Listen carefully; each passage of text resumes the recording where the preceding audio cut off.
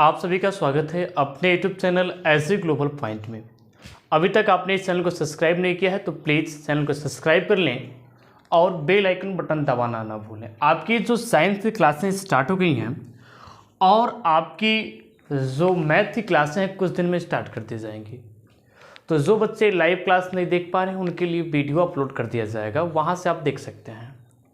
तो आपकी जो साइंस में जो क्लासेस स्टार्ट होगी आपकी एक दो चैप्टर पढ़ा दी भी गया है और आज हमें एक टॉपिक पढ़ना है कि परावर्तन के नियम। ठीक है, इस जो परावर्तन का नियम है इसको हम जानेंगे। ठीक है ना, तो क्या पढ़ना है? तो पढ़ना है परावर्तन के नियम। परावर्तन के नियम ध्यान से देखिएगा। लॉ ऑफ रिफ्लेक्शन हमने परावर्तन किसे कहते हैं इसका डेफिनेशन भी पढ़ लिया है। परावर्तन कितने प्रकार है उसको भी हमने जान लिया है। और आज जो हमें पढ़ना है कि परावर्तन के नियम, लॉ ऑफ रिफ्लेक्शन। तो अगर हम बात करते हैं कि जो परावर्तन के नियम कितने होते हैं, तो परावर्तन के दो नियम होते हैं। तो जानेंगे हम दो नियम क्या होता है। तो देखिएगा, समतल दर्पण यानी प्लेन मिरर से परावर्तन के निम्नलिखित दो नियम होते हैं। दो नियम होते हैं। अब हम बात करेंगे कि दो नियम जो परावर्तन के होते हैं कौन होते हैं। तो इससे पहले हमें एक डायग्राम बनाना पड़ेगा, उस डायग्राम को आप लोग देखिएगा। तो यहाँ पे अगर हम डायग्राम बना दे रहे हैं कि जो रिफ्लेक्शन ऑफ लाइट यानी प्रकाश का परावर्तन है, यहाँ देखिएगा हमने यहाँ डायग्राम बना दिया। तो इसको आप ध्यान से देखिएगा क्योंकि जो भी नियम बनेंगे यहीं से बनते हैं। ठीक है ना, ये हम मान लिया कि M1 और इसको कह दिया कि M2। कोई प्लेन मिरर, कोई प्लेन सरफेस है।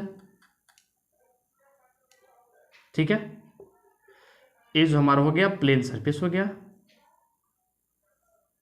प्लेन सरफेस हो गया। और यहां पे इसको कह दिया कि अभिलंब हो गया, अभिलंब, जिसको N से रिप्रेजेंट करते हैं। और एज होता है आपका आपतित किरण होता है, आपतित किरण यानी जो आपका एक किरण है। और ए जो आपका रे होता है, ये होता है आपका परावर्तित किरण, परावर्तित किरण। और देखिएगा कि अविलंब और परावर्तित किरण का जो किरण के बीच जो आपका एंगल बनता है, यानी अगर बात करते हैं एंगल की, ये जो आपका एंगल दिख रहा है यहाँ से, अविलंब और परावर्तित किरण यानी जो आपका यह एंगल दिख रहा है इसको बोलते हैं परावर्तन कोण। परावर्तन कोण इसको हम रिप्रेजेंट करते हैं I से। और अविलंब और आपतित किरण के बीच में जो आपका एंगल बनता है, यानी यह है जो आपका एंगल दिख रहा है, इसको कहते हैं आपतन कोण। आपतन कोण इसको जो है I से रिप्रेजेंट करते हैं। आप इस डायग्राम को देखिए, हमारा M1 और M2 जो है एक प्लेन मिरर है और इसका कोई नाम रख दिया जाए, इसका नाम रख दिया जाए A और इसका रख दिया जाए A डैश।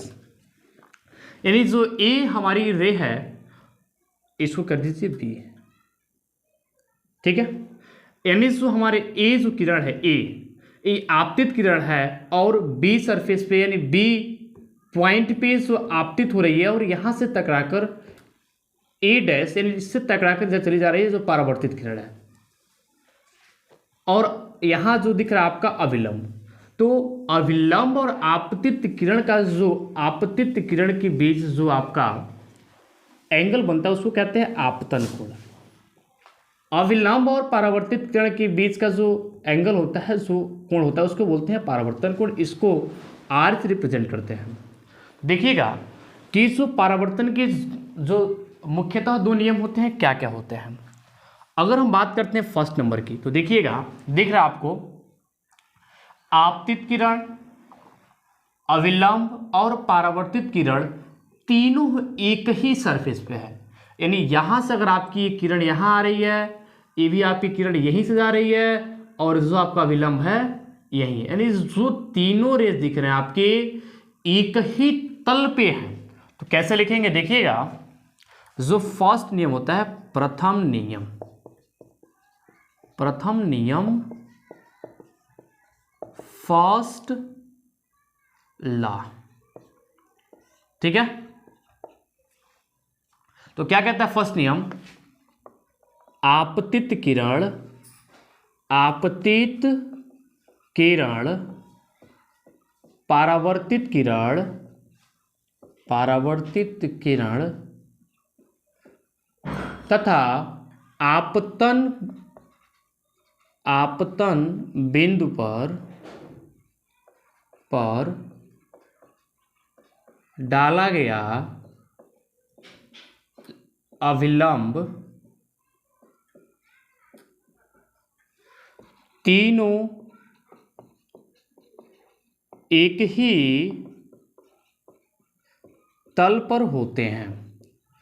ये जो आपका है परावर्तन का जो फर्स्ट लॉ है, फर्स्ट लॉ आपका है कि आपतित किरण, परावर्तित किरण तथा आपतन बिंदु पर डाला गया अविलंब तीनों एक ही तल पे होते हैं।